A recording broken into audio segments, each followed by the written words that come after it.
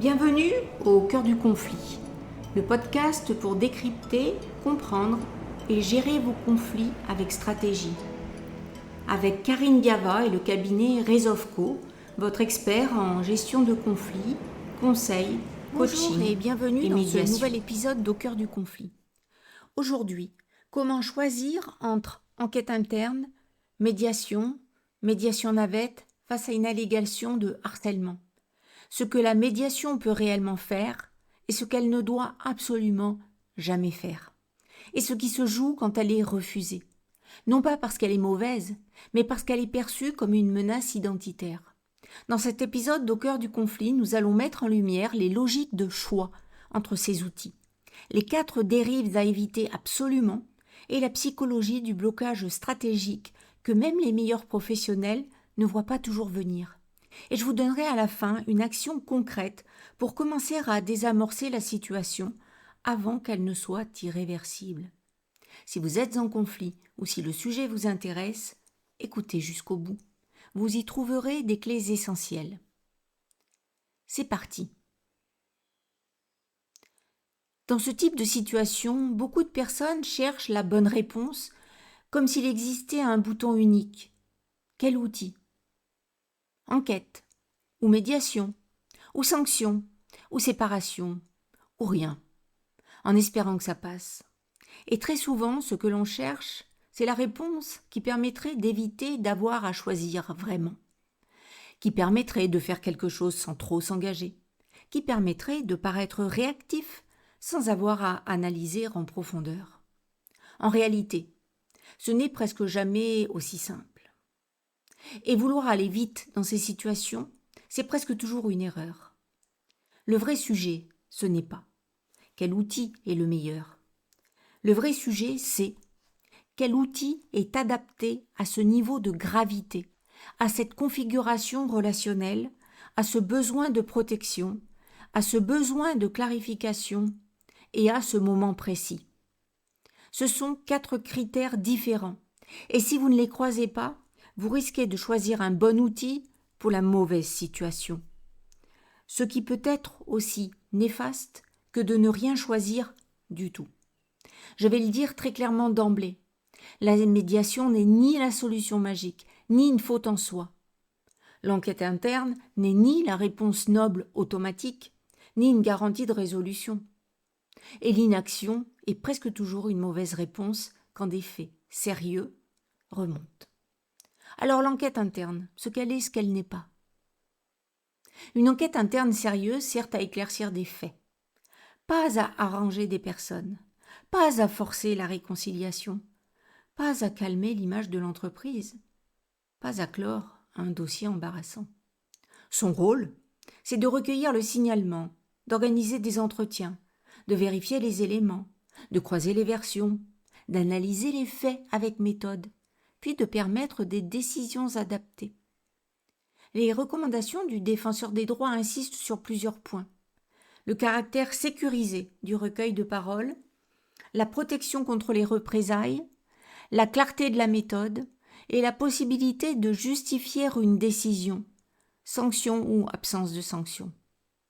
Autrement dit, une enquête interne n'est pas qu'une formalité. C'est un outil de fiabilité et un outil de sécurité juridique.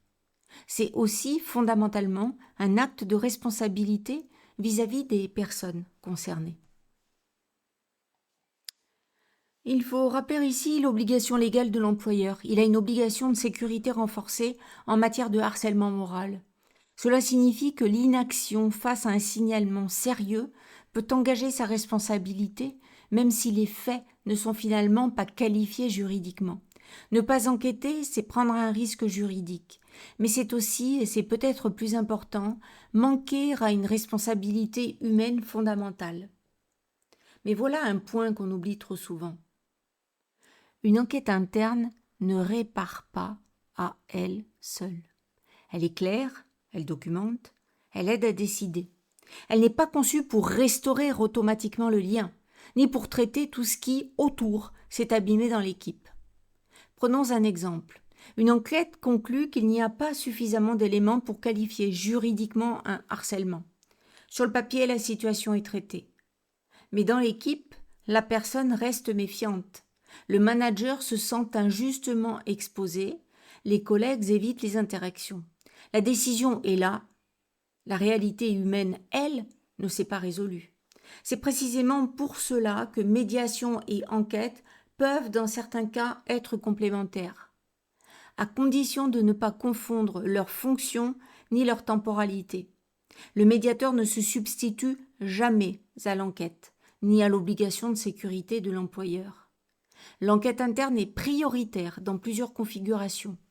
Quand il existe des faits potentiellement graves, répétés, précis ou assortis de conséquences sérieuses. Quand il y a suspicion de harcèlement moral, de harcèlement sexuel, de discrimination, de représailles, d'abus d'autorité répétés. Quand la protection des personnes suppose d'éclaircir des responsabilités. Quand la relation est devenue trop asymétrique ou trop menaçante pour qu'un dialogue libre soit réellement possible à ce stade. Et il y a un point sur lequel je veux être particulièrement explicite. En matière de harcèlement sexuel, de pression sexuelle, de faits potentiellement pénalement répréhensibles ou d'atteinte physique, l'idée d'une médiation immédiate comme réponse principale doit être maniée avec une très grande prudence. Là, la priorité absolue est la protection, l'éclaircissement, l'évaluation de la gravité et l'orientation adaptée. La médiation peut éventuellement intervenir plus tard, dans un cadre très précis, mais elle n'est pas la réponse initiale. Alors la médiation, ce qu'elle peut faire et ce qu'elle ne doit jamais faire. Il y a une idée très répandue qui dit que la médiation est une solution douce, une solution pour apaiser, pour faire dialoguer, pour trouver un compromis. Dans beaucoup de situations de conflit, c'est vrai. Mais dans les situations de harcèlement allégué, cette représentation peut devenir dangereuse, parce que la médiation n'est pas un outil neutre. C'est un cadre exigeant, avec des conditions précises et des limites très claires. La première chose à dire, et elle est absolument fondamentale, la médiation ne remplace jamais l'obligation de protection, ne remplace jamais l'éclaircissement des faits, ne remplace jamais la responsabilité de décision. Et ces 3 points ne sont pas négociables. Et pourtant, dans la pratique, on voit souvent exactement l'inverse. On propose une médiation pour éviter une enquête, pour calmer rapidement la situation, pour faire redescendre la pression, ou pour éviter d'avoir à trancher. Et là, on détourne complètement l'outil. On lui demande de faire ce qu'il ne peut pas faire, et on prend le risque de mettre les personnes dans un cadre qui n'est pas adapté à leur situation. Alors, que peut réellement la médiation dans ces situations ? Elle peut d'abord travailler sur les effets. Même quand les faits sont en cours d'analyse ou même après qu'une décision a été prise, il reste souvent quelque chose de très abîmé. La perception, la confiance, la sécurité relationnelle, le sentiment d'injustice. Ni l'enquête, ni la sanction ne traitent ces dimensions directement. C'est là que la médiation peut intervenir, pas pour revenir sur les faits, pas pour rejuger, mais pour travailler ce qui reste.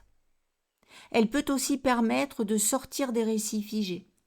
Dans les situations de harcèlement allégué, chacun construit un récit rigide sur ce qui s'est passé, sur ce que cela signifie, sur ce que cela dit de l'autre. Ces récits deviennent des prisons. La médiation permet parfois de les rouvrir, pas pour nier, pas pour relativiser, mais pour introduire de la complexité là où tout s'était simplifié à l'extrême. Elle peut aider à organiser la suite. Dans certaines médiations, les personnes vont continuer à travailler ensemble, à coexister, à se croiser. La médiation peut alors servir à poser des règles, des limites, des modalités d'interaction, pas pour réconcilier à tout prix, mais pour rendre la coexistence professionnelle vivable. Le Code du travail prévoit d'ailleurs qu'une procédure de médiation peut être mise en œuvre à la demande de la personne s'estimant victime de harcèlement moral ou de la personne mise en cause. le choix du médiateur devant faire l'objet d'un accord entre les parties. Ce cadre légal existe. Savoir l'utiliser à bon escient est une compétence. Nous allons voir les 4 dérives à éviter absolument. La première dérive, c'est utiliser la médiation pour éviter une enquête. C'est une erreur grave, parce qu'on utilise un outil relationnel à la place d'un outil d'éclaircissement.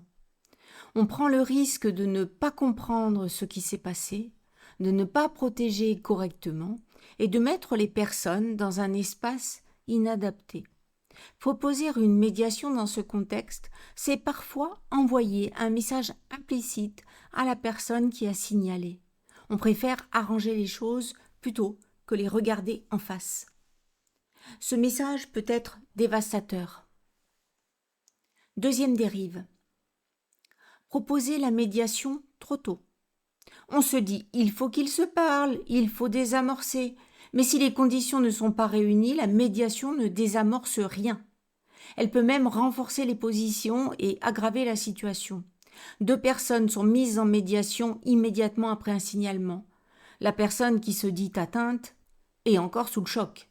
Elle n'a pas clarifié ce qu'elle a vécu, n'a pas posé ses limites, n'est pas en sécurité intérieure. Elle n'ose pas dire certaines choses, se sent mal après, regrette d'avoir accepté. Ce n'est pas un échec de la médiation. C'est une erreur de timing. Troisième dérive. Croire que la médiation va réparer automatiquement. La médiation n'est pas une réparation automatique. Elle peut aider, elle peut créer des conditions, mais elle ne remplace pas la reconnaissance, la responsabilité assumée, le cadre posé, ni le temps. Attendre d'une médiation qu'elle efface en 2 séances ce que des mois d'interaction toxiques ont construit, c'est lui demander l'impossible. Et quand elle ne le fait pas, on dit qu'elle a échoué, alors qu'elle n'a pas été utilisée dans ses conditions réelles d'efficacité. Quatrième dérive. Créer une symétrie artificielle. La médiation suppose une forme de symétrie entre les parties, pas parfaite mais suffisante. Si cette symétrie n'existe pas, c'est l'une des personnes est dans un état de vulnérabilité ou de peur telle qu'elle ne peut pas véritablement parler librement. Vous mettez les personnes dans une situation déséquilibrée. Et ce déséquilibre peut être renforcé par le cadre lui-même. Mettre en face 2 personnes qui ne sont pas au même niveau, c'est parfois consolider l'asymétrie au lieu de la corriger. Alors, quelles sont les conditions non négociables d'une médiation sérieuse ? Il y a un point sur lequel il faut être absolument clair. Une médiation en contexte de harcèlement allégué n'est pas une improvisation. C'est un processus qui doit réunir 4 conditions non négociables. Sécuriser. Le cadre physique et psychologique permet une parole libre. Personne ne risque d'être exposé à une pression ou à une confrontation non maîtrisée. Les modalités sont pensées en amont pour protéger les personnes. Confidentiel. Ce qui est dit dans le processus de médiation ne peut pas être utilisé dans une autre procédure. C'est une condition fondamentale de la sécurité de parole. Sans cette garantie, personne ne peut vraiment parler librement. Préparer. Le médiateur a rencontré les personnes en amont, a compris les enjeux, a identifié les résistances, a posé le cadre. Une médiation qui commence sans préparation dans ce type de contexte est une médiation qui risque de produire plus de mal que de bien. Volontaire. Les personnes ont réellement choisi d'entrer dans le processus. Pas sous pression, pas parce qu'il n'y a pas d'autre option, pas parce que le management a décidé que ce serait bien. Si le consentement n'est pas libre, il n'y a pas de médiation possible.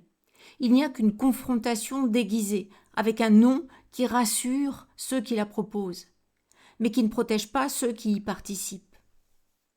Alors je vais vous parler de la médiation navette. Quand et pourquoi ?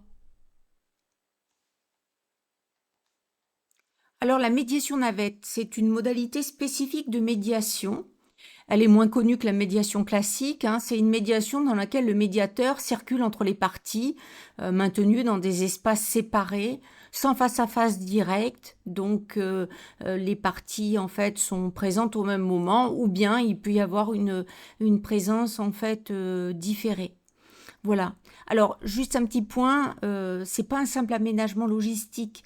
Elle est une technique à part entière qui est en fait dotée d'une histoire, d'une culture professionnelle et d'enjeux déontologiques qui sont propres. Alors, la médiation navette, elle est surtout connue, disons, pour un usage. C'est une tradition commerciale et stratégique. Voilà. Et c'est surtout pour ça, finalement, qu'elle est connue.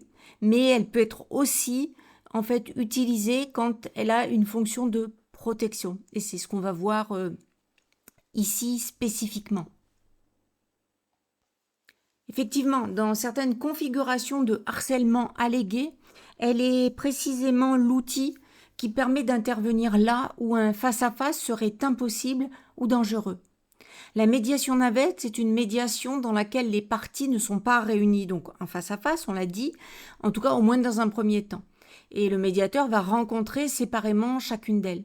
Parfois, c'est dans des lieux différents, parfois sur des temps décalés. En fait, et le médiateur va toujours travailler sur les besoins, les perceptions, les marges de sécurité, les conditions d'un échange possible. Voilà. Alors prenons un exemple concret. Une salariée dit qu'elle ne peut plus entrer dans une pièce où se trouve son manager. Le manager, lui, eh bien, il se sent accusé et il devient très défensif dès qu'on évoque la situation. Un face-à-face direct à ce stade risquerait de bloquer complètement la situation, voire de la traumatiser encore davantage. Donc la médiation navette, elle permet de travailler séparément, de sécuriser la parole et parfois de reconstruire progressivement des conditions d'échange ou d'aboutir à des accords sans que les personnes n'aient jamais à se retrouver en face l'une de l'autre. C'est particulièrement utile donc quand la charge émotionnelle elle est trop forte, quand il existe oui de la peur ou de l'évitement, quand une vulnérabilité on va dire importante, voilà, c'est installé. Alors et c'est normal finalement. En fait, précisément, la rencontre directe, elle risquerait de devenir en fait retraumatisante, défensive ou explosive. Et donc là, on est en fait dans l'obligation de raisonner en temporalité. Voilà, une médiation peut intervenir avant, pendant ou après l'enquête, mais elle n'a pas le même objet en fait sur le moment. Pendant l'enquête, elle peut se limiter à des entretiens individuels exploratoires centrés sur les effets vécus, sans toucher aux faits. Après l'enquête, elle peut servir à restaurer finalement un minimum de liens ou à réapprendre à cohabiter. Ces distinctions, elles ne sont pas des détails techniques, c'est des garde-fous. Alors, quand la médiation est refusée, parlons de la menace identitaire. Il y a une scène qu'on retrouve très souvent dans ces situations et qui n'est presque jamais bien comprise. Une situation tendue, un conflit qui s'est dégradé, parfois une procédure en cours, et à un moment, quelqu'un propose une médiation. Sur le papier, tout le monde est d'accord. Et puis quelque chose se fissure. Pas un refus frontal, pas un non clair, mais une hésitation, un ralentissement, un déplacement. Et quand on creuse, on entend quelque chose comme si j'accepte une médiation, ça veut dire que j'ai un problème. Ça donne l'impression que je suis en faute. Je ne vais pas reconnaître quelque chose que je conteste. À partir de là, la médiation devient impossible.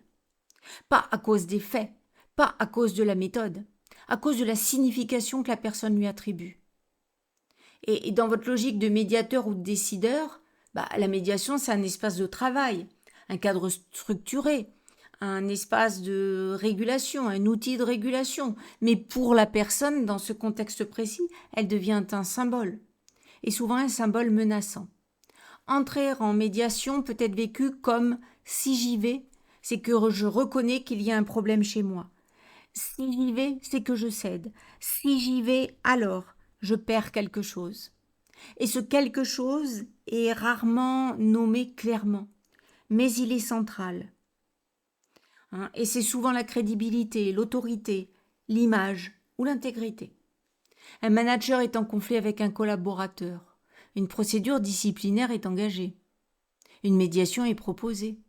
Le manager accepte d'abord, puis recule. Pourquoi ? Parce qu'intérieurement, il pense « si j'accepte, ça veut dire que je n'ai pas su gérer. Je vais être perçu comme fautif. » Ce raisonnement n'est pas forcément conscient, mais il est actif. Et à ce moment-là, vous n'êtes plus dans un problème de médiation. Vous êtes dans un problème de menace identitaire. Il y a aussi la dimension hiérarchique qui ne doit pas être sous-estimée. Un manager n'est pas simplement une personne, c'est une fonction, avec des attentes, des responsabilités. Une position dans un système. Entrer en médiation peut être vécu comme « je descends de mon rôle, je me mets au même niveau, je ne suis plus en position de décision ». Un responsable dit « je suis prête à discuter, mais pas dans ce cadre ». Ce refus n'est pas un refus de dialogue, c'est un refus du cadre symbolique de la médiation. Et il y a enfin la peur de l'exposition. Si je parle, ça va être utilisé contre moi. Cette peur est particulièrement présente quand il y a une procédure en cours, un contexte tendu, des enjeux de réputation. Donc, comment dépasser ce blocage sans aggraver ? L'erreur la plus fréquente à ce stade, c'est de vouloir convaincre, expliquer que la médiation, elle est neutre, que c'est confidentiel, que c'est utile. Mais cela ne suffit pas, parce que vous êtes dans une logique rationnelle, alors que le blocage est émotionnel et identitaire. Vous parlez d'efficacité à quelqu'un qui entend danger. Première chose à faire, comprendre précisément ce qui est en jeu pour la personne. Est-ce la peur de perdre la face, la peur d'être jugé, la peur de perdre son rôle, la peur de s'exposer ? Tant que vous ne savez pas ça, vous ne pouvez pas ajuster votre approche.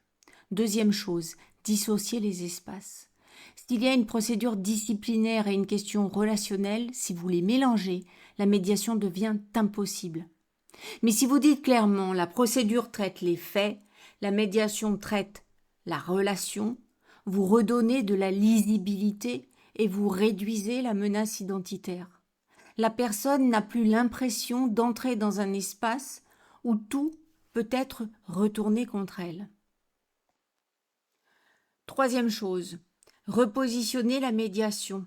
Tant qu'elle est perçue comme un espace pour dire qui a tort, elle est bloquée. Mais si elle est repositionnée comme un espace pour éviter que la situation continue à se dégrader, alors quelque chose peut s'ouvrir.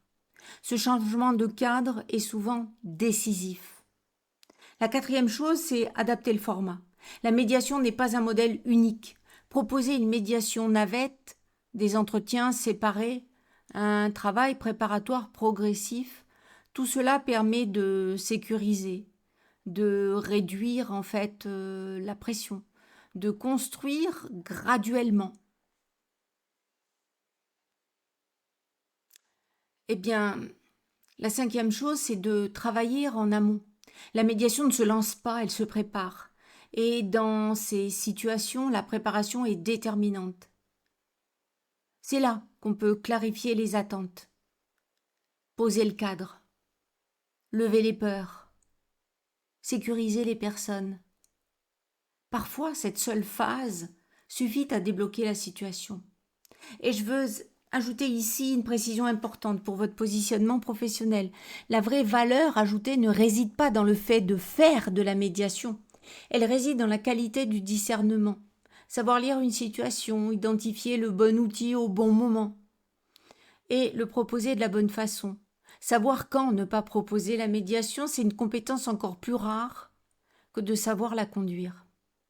Et dans ces situations, proposer la médiation au mauvais moment peut avoir des conséquences très graves pour les personnes impliquées. Alors, 4 questions simples pour ne pas se tromper d'outil. Première question, a-t-on besoin d'établir ou de vérifier les faits? Si oui, l'enquête est centrale. Ne commencez pas par la médiation. Deuxième question, y a-t-il un risque de pression, de représailles, d'emprise ou de peur telle que la parole libre soit compromise? Si oui, la protection et l'éclaircissement priment sur toute démarche relationnelle. Troisième question, les personnes sont-elles en état minimal d'entrer dans un processus volontaire avec un tiers? Si oui, une médiation peut être envisagée. Sinon, pas maintenant ou pas sous forme directe. Quatrième question, quel est l'objet réel recherché? Éclaircir, protéger, décider, restaurer, réorganiser? Parce que selon l'objet, on ne choisit pas le même outil. Et parfois, la bonne réponse n'est ni enquête seule, ni médiation seule. C'est une architecture, un recueil sécurisé du signalement, des mesures conservatoires de protection, une enquête d'éclaircissement, puis une médiation restaurative pour certaines personnes, ou une médiation navette, ou un travail spécifique sur le collectif, ou encore un recadrage structurel du management. On sort de la logique binaire, et c'est souvent là que se situe la véritable valeur ajoutée, dans la qualité du discernement, pas dans l'adoration d'un outil. Alors prenez une feuille et écrivez ces 4 lignes. Quel est le risque immédiat? Quel est le besoin immédiat? Quel est l'objet de l'intervention? Quel outil répond à cet objet sans en dénaturer un autre? Si vous répondez honnêtement à ces 4 questions, vous éviterez déjà beaucoup d'erreurs. Vous verrez plus vite si vous cherchez de la preuve, de la protection, de la décision, de la restauration ou un mélange des 4. Et cela change tout. Et avant de proposer une médiation dans ce contexte, posez-vous cette question. Est-ce que je cherche à résoudre quelque chose ou à éviter quelque chose? Et ajoutez. Si je propose cette médiation maintenant, qu'est-ce que je protège? Et qu'est-ce que je risque d'exposer? Ces 2 questions, à elles seules, permettent d'éviter des erreurs importantes. Si vous sentez que vous hésitez entre trop d'options, que vous avez peur d'aggraver la situation, que la tension est telle que vous ne savez plus quel levier utiliser, ou que quelque chose bloque, sans que vous compreniez vraiment pourquoi, et que vous n'arrivez pas à démêler tout ça seul, n'hésitez pas à nous contacter chez Rezovco. Nous proposons des accompagnements personnalisés en coaching et médiation qui vous aident à poser ce discernement sans simplifier la situation. Pour plus d'informations, www.rezovco.fr. Et si vous avez des questions, des situations dont vous aimeriez qu'on parle dans un prochain épisode, écrivez-nous. Vos questions nourrissent notre réflexion. C'était enquête, médiation, médiation navette, choisir le bon outil sans le détourner. Un épisode d'Au cœur du conflit. Pour aller plus loin, retrouvez la transcription de cet épisode et d'autres ressources sur le site www.rezovco.fr. Merci de votre écoute. À très bientôt et prenez soin de vous. Merci d'avoir écouté cet épisode d'Au cœur du conflit, le podcast qui révèle les angles morts de vos conflits. Pour aller plus loin et débloquer vos situations complexes, retrouvez tous nos accompagnements sur www.rezovco.fr. Rezovco, votre cabinet spécialiste en gestion de conflits, conseils personnalisés, coaching stratégique et médiation pour vos situations professionnelles, familiales et personnelles. Si cet épisode vous a apporté des clés de compréhension et des outils, abonnez-vous et partagez-le. Vos questions et vos situations sont les bienvenues. Au cœur du conflit, un podcast Rezovco.